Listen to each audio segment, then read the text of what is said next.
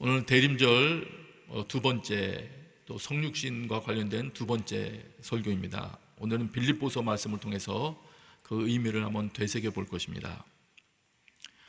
먼저 빌립보서 2장 5절 말씀을 한번 보십시오. 2장 5절 우리 같이 읽겠습니다. 시작. 여러분 안에 이 마음을 품으십시오. 이것은 그리스도 예수 안에 있던 마음이기도 합니다.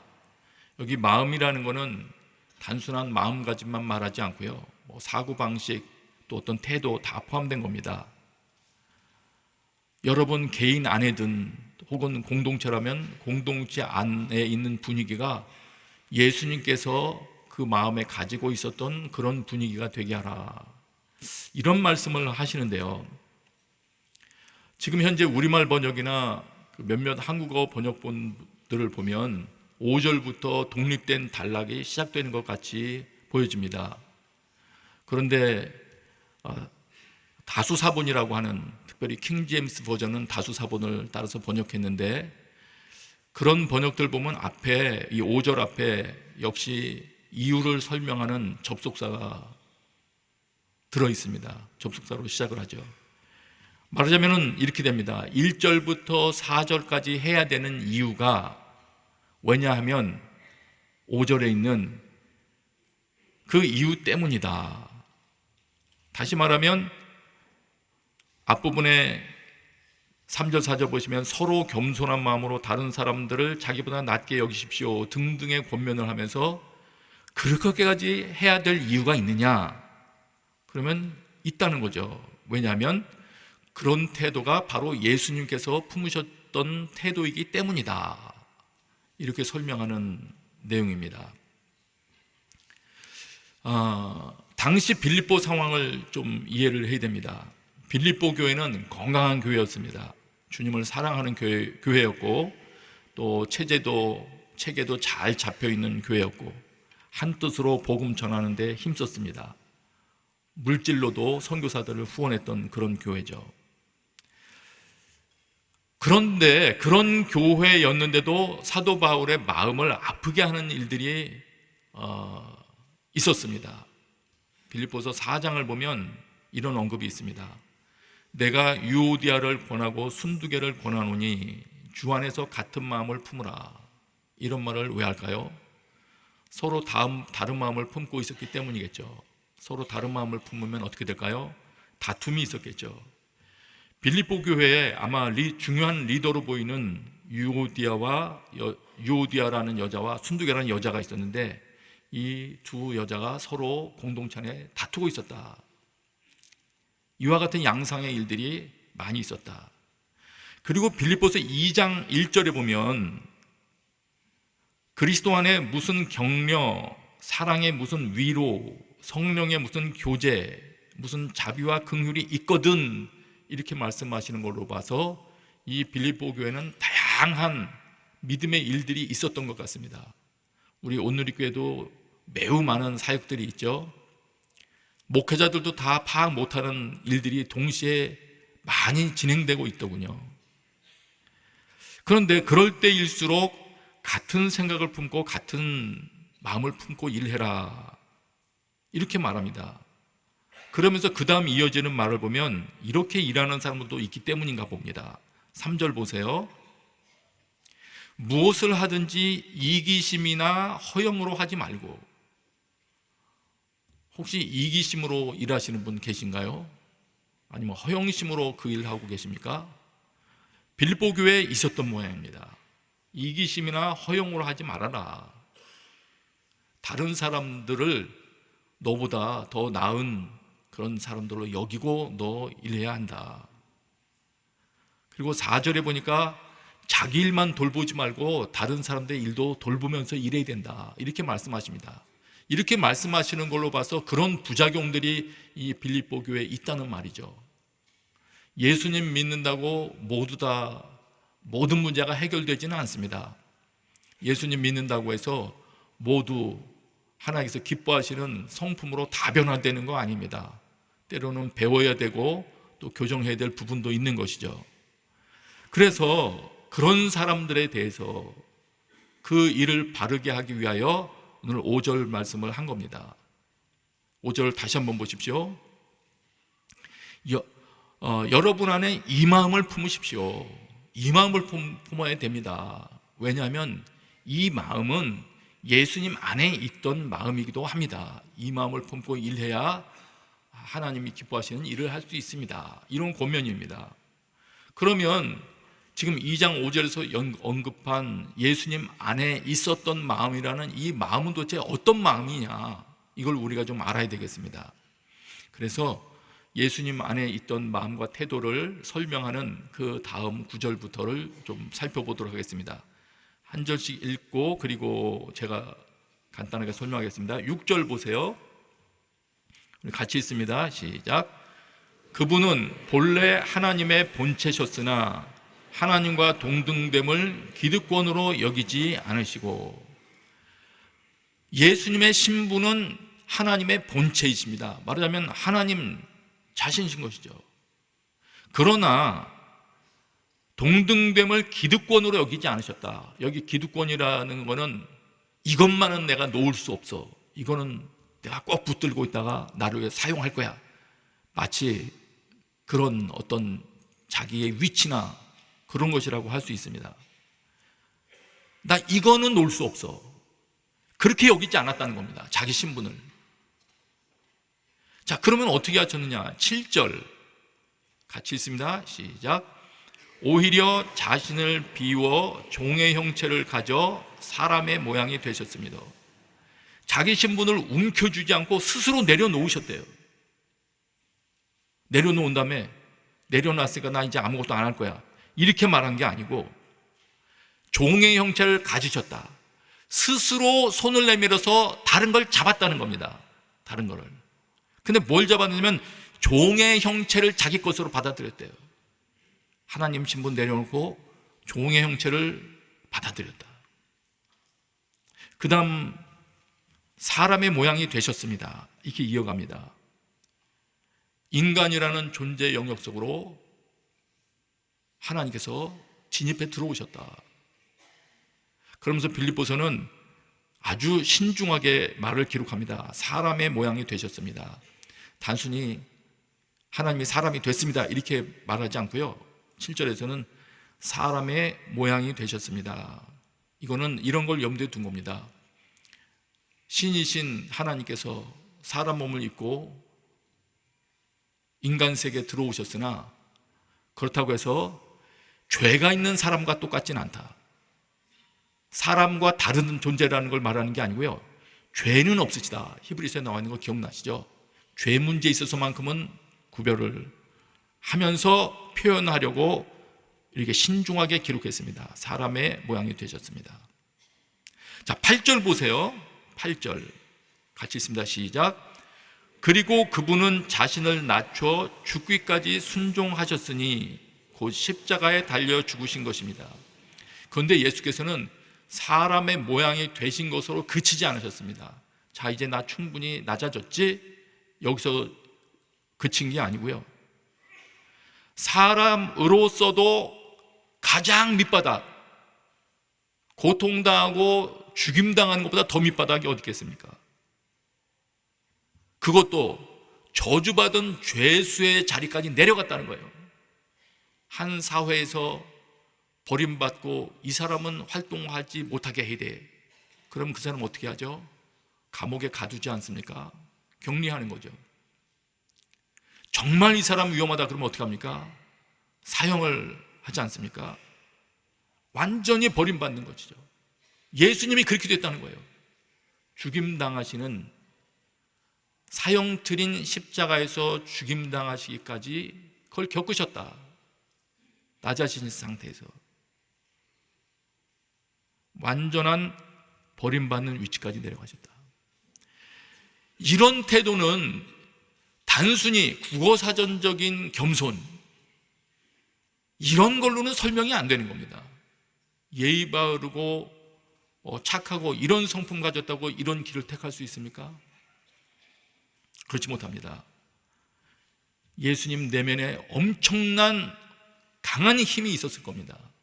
그러지 않고는 이런 길을 선택하지 못하셨을 겁니다. 그리고 한편으로는 그런데 이런 예수님의 마음을 품으라고 이 빌립보서 말씀을 통해서 우리에게 요구하시는 하나님이 참 대단하시다고 느껴집니다. 이토록 힘든 이 마음을 우리 보고 품으라고 하십니다. 이게 가능이나 한 이야기입니까? 그러나 여기서 다시 한번 하나님의 믿음을 볼 수 있죠. 하나님의 기대를 볼 수 있습니다. 우리의 죄를 대신하여 예수 그리스도께서 죽으셨고, 또 우리가 성령님을 따라 행동하면 가능하기 때문에 이렇게 하라고, 이 마음을 품으라고 하신 것입니다. 여러분, 예수 그리스도를 믿으시는 여러분, 성령님의 인도를 따라 살면 우리도 우리 안에 예수님께서 품으셨던 태도를 품을 수 있음을 믿음으로 받아들이게 되시길 바랍니다. 네. 그러면 이 예수님께서 가지고 계셨던 이 마음을 조금 더 이해하기 위해서 그 설명을 좀 드리겠습니다. 무엇을 위해서 그럼 예수님이 그런 길을 택하셨나? 무엇을 위해서 자기 기득권을 취할 것으로 여기지 않고 종의 형체를 취하고 죽기에 이르르셨나? 히브리서에 보면 이는 그분이 하나님의 은혜로 모든 사람을 위해 죽음을 맛보시려 하심이다. 우리를 위하여 죽음을 맛보시려고 그렇게 하셨답니다. 그럼 무엇을 위한 죽음을 맛보심인가? 동일한 히브리서에서 백성의 죄를 대속하시기 위함이다. 여러분 1:1 공부하셨을 때 마가복음 내용 기억나시죠? 도리어 섬기려 하고 자기 목숨을 많은 사람의 대속물로 주려 함이니라. 예수님 자신의 목숨을 내어줌으로써 우리들의 죄를 처리하고자 하심이라는 거죠. 뿐만이 아닙니다. 또 이렇게 말합니다. 이는 죽음으로 인해 죽음의 권세를 가진 자 곧 마귀를 멸하시기 위함이며, 예수님의 죽음으로써 마귀의 일을 멸하시면서 또한 죽음이 두려워 평생 노예로 매어 사는 사람들을 풀어주시기 위함입니다. 여러분, 하나님께서는 우리를 진정한 자유 가운데 살아가기를 원하시는 분이십니다. 그 자유를 주시고자 예수님께서 이 길을 택하셨다. 뿐만 아니라 조금 더 부연 설명합니다. 이사야에서는 이렇게 말합니다. 예수님께서 자신의 영혼을 이렇게 제물로 드리기에 이르면 그의 손으로 여호와께서 기뻐하시는 뜻을 성취할 것이다. 말하자면 주님께서 세우신 뜻을 예수님이 이루실 것이라는 이야기죠. 다시 말하면 이 길을 택하신 것은 예수님 자신의 뜻을 이루기 위함이 아니라 그를 보내신 아버지의 뜻을 이루기 위해서 이렇게 하셨다. 이런 부연 설명들을 성경 곳곳에서 발견합니다. 이런 목적을 가지고 예수께서 오신 것입니다. 예수께서 보여주신 이런 행보는 예수님이 가지고 계시다고 하는 그런 마음이 없이는 이룰 수가 없는 겁니다.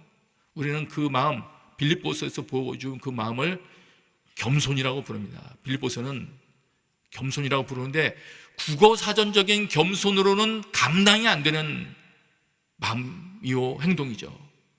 단순히 예의 범절을 지키고 착한 마음 품는 것으로 이게 가능하겠습니까? 그래서 우리는 여기다 조금 더 이건 예수님의 겸손이다 이렇게 구분할 수밖에 없을 것 같습니다. 예수님께서 가지셨던 이런 겸손, 이런 태도가 바로 하나님의 뜻을 이루어 드릴 수 있었고 우리 많은 사람들을 죄로부터 구원하고 자유를 얻게 하실 수 있었다. 이것을 기억하는 날이 우리 성탄절이기도 하고 우리 대림절이기도 한 겁니다. 조금 더 다시 한번 복습 겸 살펴본다면 지금 제가 초반에 말씀드렸던 이런 성경 말씀을 통해서 확인할 수 있는 예수님의 겸손이라는 것은 어디에서 발견할 수 있냐? 이런 곳에서 발견합니다. 낮은 곳에 있는 사람을 구원하시려는 목적으로 사람이 되기 위하여 자신을 낮추시고 몸을 입으셨다. 흔히 말하는 성육신 사건. 아, 그러시구나. 여기서 우리는 예수님의 겸손을 발견합니다. 또 있습니다. 예수님의 겸손은 어디서 발견하느냐? 방금 보았던 8절에 그분은 자신을 낮춰 죽기까지 순종하셨다. 낮춘 것으로 그치는 것이 아니라 끝까지 순종하셨다. 다른 곳에서는 이렇게 말합니다. 예수님은 아들이시면서도 받으신 고난으로 순종함을 배워 온전하게 되셨다. 그래서 자기에게 순종하는 모든 자에게 영원한 구원의 근원이 되셨다. 이게 무슨 말일까요? 예수님이 불순종하던 자였기 때문에 순종을 배우셨을까요? 아니면 불완전한 자였기 때문에 온전하게 되셨은즉 이렇게 말을 붙일까요? 그게 아니고 이렇게 생각하면 됩니다. 순종함을, 사람 몸을 입고 순종하는 그것을 온전히 몸소 겪으셔서 온전하게 되셨다는 것은 하나님께서 이루고자 하시는 구원사역의 목표에 도달하셨다. 말하자면 예수님도 이런 과정을 통하면서 하나님의 일을 이루시는 목표 지점에 도달하셨다는 겁니다. 그 과정 중에 사용된 것이 예수님의 겸손입니다. 구원자로서 할 일을 다 하실 수 있었다는 거예요. 그럼 우리는 정말 하나님의 일을 이루기를 원하신다면 이걸 배워야죠. 조금 더 봐요. 예수님의 겸손을 발견하는 곳이 또 어디 있을까? 이미 성경 말씀을 통해서 확인해 보았습니다. 부연해서 한 번만 더 말씀드리면 자기의 뜻을 이룬 게 아니고 철저하게 아버지의 뜻을 이루고자 움직이셨다. 나의 원대로 마셨고 아버지의 원대로 하옵소서. 예수님의 대표적인 기도 아시죠? 그렇구나. 예수님의 겸손이 이런 예수님의 행동과 기도를 통해서 발견할 수 있었다면 이런 마음 자세와 태도가 하나님의 일을 이루는 데 적합한 태도인 게 확실하구나. 이거를 우리 확인하게 되는 겁니다. 여러분, 진정으로 하나님께서 이루기를 원하시는 일을 이 땅에서 다 이루고 하나님 뵙기를 원하십니까? 싫으세요? 그건 아니겠죠. 정말 하나님이 원하시는 일을 다 이루고 아버지께서 하라고 하신 일을 이루어 아버지께 영광을 돌리셨다고 그러잖아요.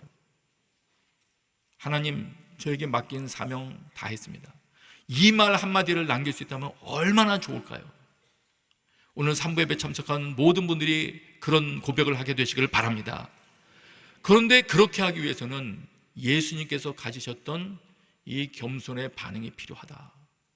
왜냐하면 그 통로가 예수님께서, 하나님께서 개입하셔서 하나님의 목적을 이루는 통로가 되었기 때문입니다.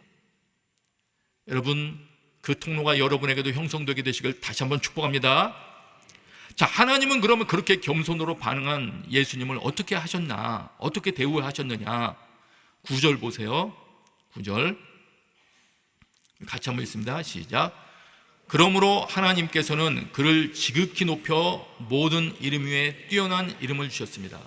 예수님은 끊임없이 낮아지셨지만 자기가 스스로 자신을 높이려는 생각조차 해본 일 없지만 예수님의 사역이 끝나자 하나님 아버지께서 그를 지극히 높여주셨다.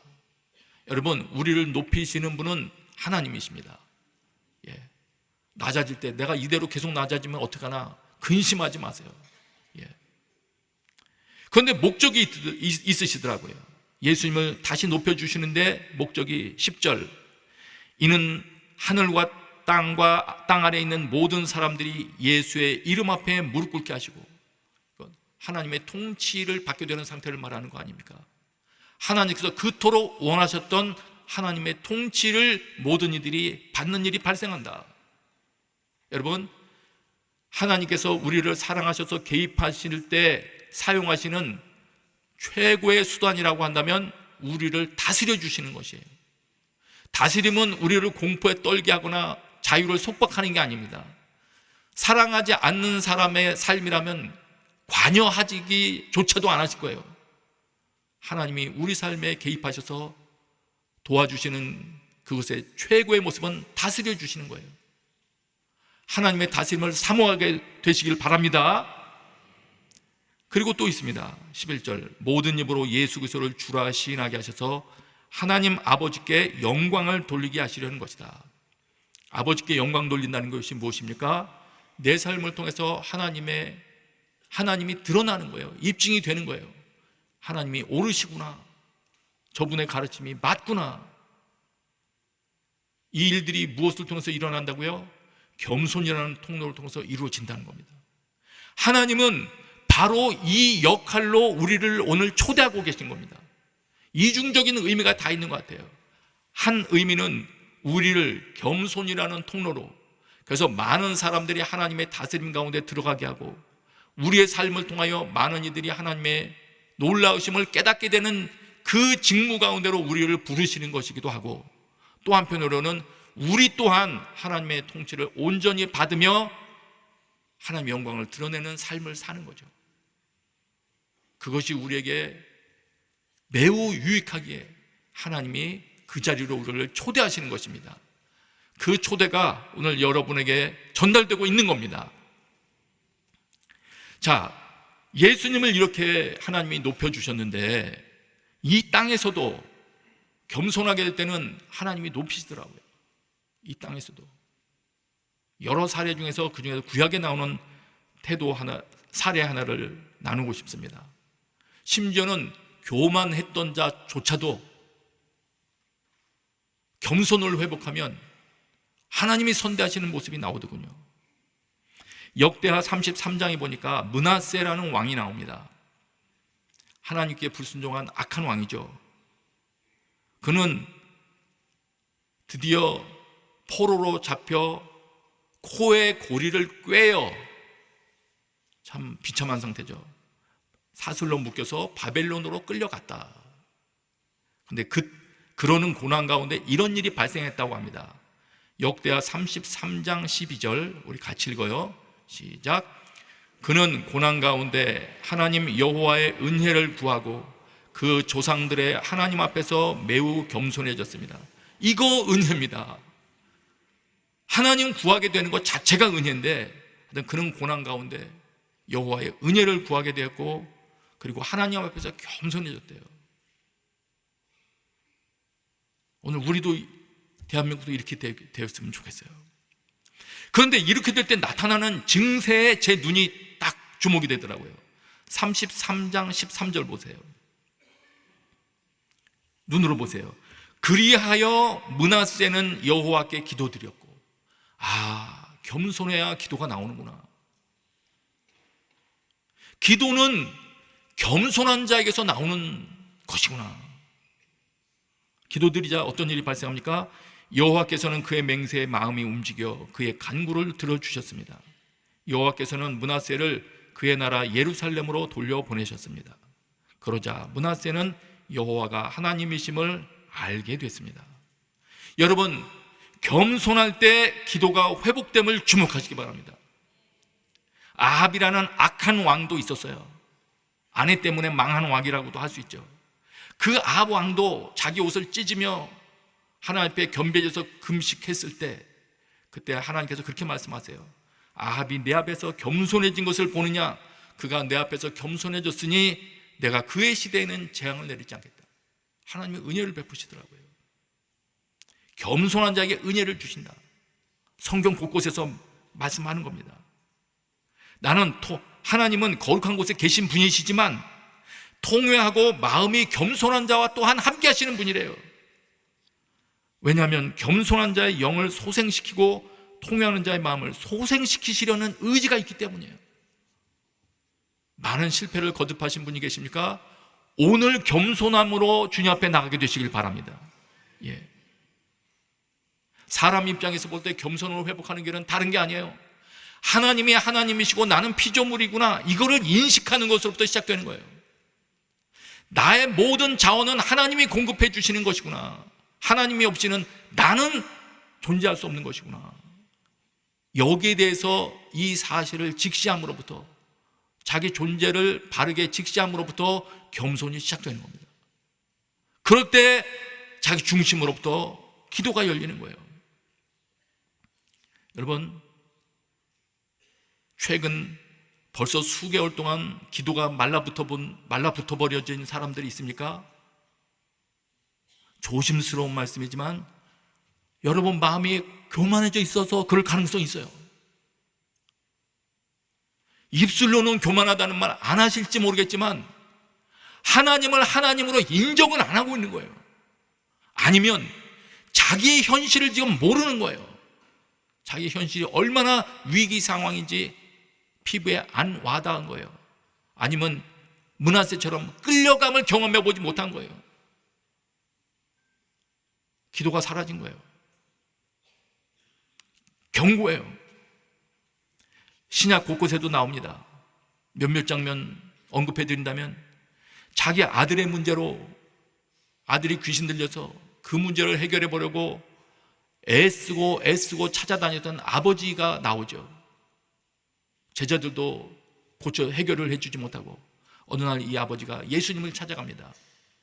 예수님을 찾아가서 좀 할 수 있으면 좀 어떻게 좀 해주십시오. 그때 예수님께서 할 수만 있다는 면이라니 그게 무슨 말이냐, 믿는 자에게는 능치 못할 일이 없다. 예수님께서 이렇게 말씀하시니까 갑자기 이 아버지가 소리를 지르잖아요.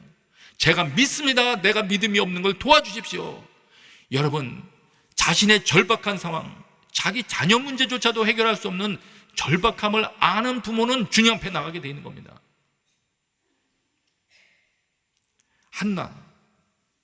한나의 부르짖음 기억하시죠? 그가 주님 앞에 정말 간절히 호소했을 때 가문의 역사가 바뀌고 땅의 역사가 바뀌지 않았습니까? 소경, 자기는 더 이상 어쩔 수 없는데 예수님이 지나가신다는 소문을 듣자 부르짖지 않습니까? 우리도 이런 상황을 보면서 기도 제목 하나 생겼습니다. 하나님, 저에게 겸손의 기도의 문이 열리게 도와주십시오. 내 마음에 진정한 겸손의 문이 있어야지 기도가 나오는 겁니다. 악한 왕 므낫세도 기도했는데, 아방도 하나님 찾았는데, 오늘 내 입술 가운데 전혀 기도할 의지 자체가 없고 기도를 해본 지가 벌써 너무 여러 날이 지났다면 내 마음이 므낫세보다도 악한가? 중요한 겁니다. 죽어가는데도 하나님 앞에 매달리지 않는 우유부단함, 다시 말씀드립니다마는 교만으로부터 나온 행동일 수 있겠구나. 그럼 교만이 어떤 태도라 그런가? 부담스럽겠지만 조금 더 말씀을 드릴게요. 이게 사탄이 가지고 있는 심성입니다. 이사야서 14장 13절 한번 보세요. 사탄은 마음속에 이런 마음에 돌아다닙니다. 같이 읽어요. 시작. 네가 네 마음에 이르기를 내가 하늘에 올라 하나님의 뭇별 위에 내 자리를 높이리라. 내가 북극 지폐의 산 위에 앉으리라. 14절. 가장 높은 구름에 올라가 지극히 높은 이와 같아지리라 한도다. 이 사람은 자기가 높아져야 되는 것에 모든 관심이 집중되어 있습니다. 하나님이 더 높아지는 거 이런 건 생각이 없죠. 믿는 자라 할지라도 하나님의 영광이 고려되지 않을 거예요. 하나님께서 자기에게 베풀어 주신 많은 은혜의 자질들, 탁월한 은사가 있다고 한다 하더라도 이 사람은 이 은사는 나에게 주어짐이 마땅하다 생각하면서 자기 영광을 위해서만 사용하는 사람들입니다. 이게 교만한 거예요. 근데 놀라운 거는 하나님께서 이런 태도를 매우 싫어하신다는 거예요. 성경 곳곳에 또 이야기합니다. 나는 교만을 미워한다. 교만에는 멸망이 따라온다. 교만은 멸망의 선봉이다. 기억나시죠? 이런 사례도 있습니다. 구약에 보면 아까 겸손했을 때 하나님이 개입하셨던 사례를 말씀드렸죠. 교만하면 어떤 일이 발생했는지 그런 사례도 있어요. 다니엘서에 보면 느부갓네살이라는 아주 힘있던 왕이 있습니다. 그 왕이 어느 날 바벨론 왕궁의 옥상을 거닐고 있었습니다. 당시 강대국 바벨론 왕궁의 옥상 쭉 둘러보니까 너무 자신이 보기에도 흡족했나 봐요. 이렇게 말합니다. 내가 세운 이 성 바벨론은 위대하지 않은가? 나는 내 큰 힘과 권력으로 내 위엄의 영광을 위해 이 도시를 건설했다. 너무 자기에게 스스로 탐복하는 거예요. 내가 어떻게 이런 걸 건설할 수 있지? 이야, 스스로 놀란 거예요. 혹시 오늘 이 예배에 참석한 분 중에서 밤마다 자신의 이력서를 꺼내놓고 스스로 탐복하는 분 계십니까? 야, 내가 어떻게 이런 찬란한 이력을 이 나이에 이루었지? 여러분, 느부갓네살에게 일어났던 일을 여러분 주목하셔야 됩니다.